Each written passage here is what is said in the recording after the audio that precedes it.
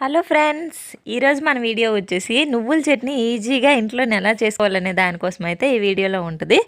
ఈ వీడియోలో నువ్వుల చట్నీ ఈజీగా ఎలా చేసుకోవాలనేది అయితే చెప్తాను.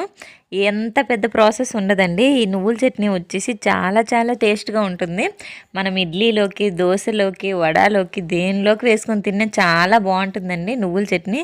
ఒక్కసారి తిన్నారంటే అస్సలు వదలమన్నా వదలరు, అంత బాగుంటుంది నువ్వుల చట్నీ. ఈ నువ్వుల చట్నీని ఇంట్లోనే ఈజీగా ఎలా తయారు చేసుకోవాలనేది ఈ వీడియోలో చూపిస్తానండి. వీడియోనైతే ఇక్కడ స్కిప్ చేయకుండా చివరి వరకు అయితే చూడండి. వీడియో నచ్చినట్లయితే లైక్ చేయండి. అలాగే మన ఛానల్ ఎవరైనా ఫస్ట్ టైం చూస్తున్నట్టయితే సబ్స్క్రైబ్ చేసుకోండి. ఇంకా లేట్ చేయకుండా వీడియోనైతే స్టార్ట్ చేసేద్దాం.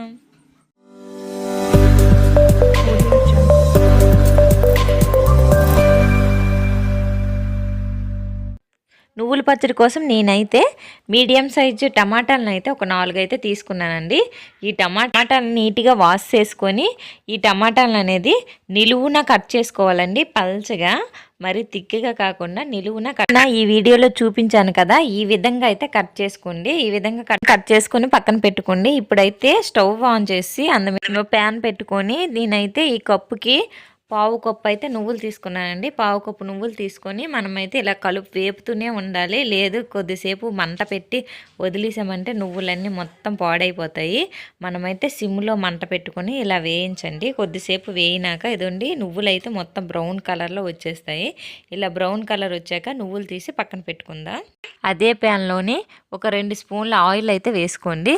2 స్పూన్ల ఆయిల్ వేసాక ఆయిల్ వేట్ అయ్యాక ఒక 10 మిర్చి అయితే వేసుకోండి. నేనైతే కొంచెం కారం తక్కువగానే వేసుకుంటున్నాను. మీకు కారం ఎక్కువ కావాలంటే ఇంకా ఎక్స్ట్రా మిర్చి, అదే 10 మిర్చి అన్నాను కదా, 10 మిర్చి వరకు అయితే వేసుకోండి. మిర్చిని అయితే బాగా వేయించుకోవాలి. ఇగోండి నేను చూపించాను కదా ఈ వీడియోలో, ఈ విధంగా అయితే వేయించుకోండి. మనం పక్కన నువ్వులు వేపి పక్కన పెట్టుకున్నాం కదా, ఆ నువ్వుల్ని ఈ మిర్చిని రెండు ఒక మిక్సీ జార్లో వేసుకొని కొద్దిసేపు అయితే చల్లారనివ్వాలి.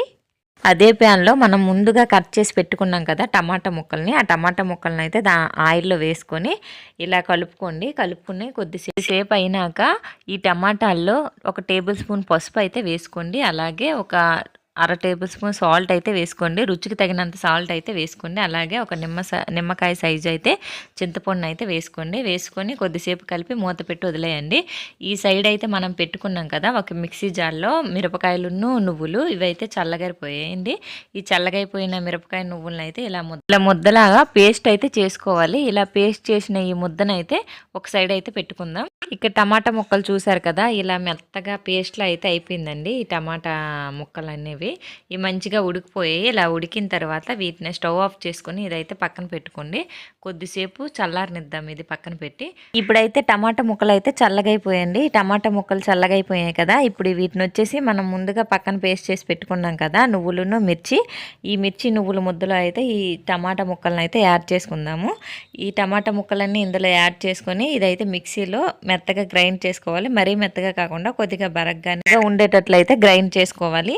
ఇదిగోండి నేను ఈ వీడియోలో చూపించాను కదా, ఈ విధంగా అయితే గ్రైండ్ చేసుకోండి. పచ్చడి మొత్తాన్ని గ్రైండ్ చేశాక ఇంకా స్టవ్ ఆన్ చేసి ఒక ప్యాన్ పెట్టుకొని దానిలో అయితే ఆయిల్ వేసుకోండి. ఆయిల్ ఒక 1 స్పూన్ కానీ 2 స్పూన్స్ కానీ ఆయిల్ వేసుకోండి. ఆయిల్ వేసి తాలింపు పోపులు మీకు తెలుసు కదా, ఎండుమిర్చి, కరివేపాకు, ఆవాలు, జీలకర్ర, ఇంకా పోపు సామాన్లు ఏమైనా వేసుకోవాలనుకుంటే పోపు సామాన్లు అన్నీ వేసుకొని తాలింపునైతే బాగా వేగించాలి. ఇలా తాలింపు వేగిన తర్వాత మనం పక్కనే రుబ్బి పెట్టుకున్నాం కదా నువ్వుల చట్నీని వచ్చేసి ఆ తాలింపులో వేసుకోండి. తాలింపులో వేసుకున్నాక ఇలా మంచిగా ఒక 5 మినిట్స్ కానీ ఇలా కలిపి పెట్టుకున్నామంటే ఇంకా ఎంతో టేస్టీగా ఉండే నువ్వుల చట్నీ అయితే రెడీ.